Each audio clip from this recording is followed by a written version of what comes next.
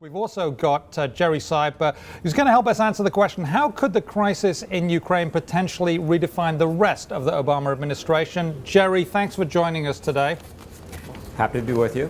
It's always a pleasure when you're you're inside the Beltway, and clearly this is getting a lot of publicity. What do you think is going to be the legacy of this? Does this make President Obama look weak? Will it affect the election? Well, I don't know that it affects the election or necessarily makes the president look weak, but I think what it does do is it scrambles what was the agenda for the remaining 2.5 years of the Obama presidency. If we're on the verge of something approaching son of Cold War, well, then the world looks a lot different, and so does the Obama agenda. One of the things that's happening already is the president is trying doggedly to stay on message to talk about economic issues, economic inequality, pay equity, issues like that for the 2014 election. Attention is being distracted from that agenda by the Ukraine crisis, for starters. And then I think you have to wonder, if this continues, what happens to the rest of the global agenda? Can you really make a pivot toward Asia, for example, which was the goal of Obama foreign policy in the second term, when Europe is demanding much more attention, when NATO may have to become much more assertive and aggressive in protecting East European allies? Will the Russians continue to cooperate on issues like Syria and the Iranian nuclear program?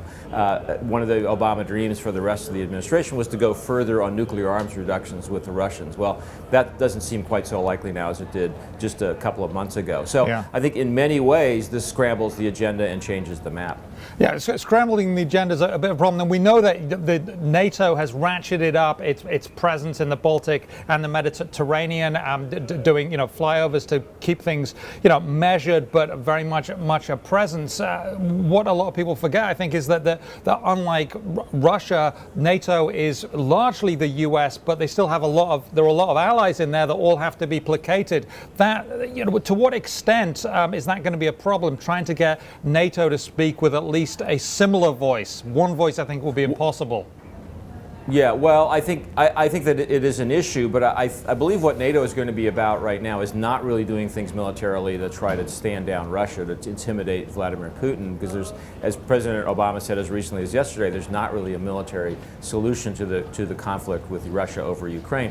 However, what NATO will be doing, and I predictably seeing a lot more of this in coming days, is doing things that show NATO forces out and about, mostly to reassure Eastern European allies, the Poles, the Baltic states, people like that, who are very worried that they're next on some Russian checklist for intimidation. And what NATO can do is reassure those allies, even if it can't do anything directly, to make Vladimir Putin back down in Ukraine. Okay, interesting stuff. We live in very interesting times. Thank you very much. It's always a pleasure. Jerry Seib of the Wall Street Journal.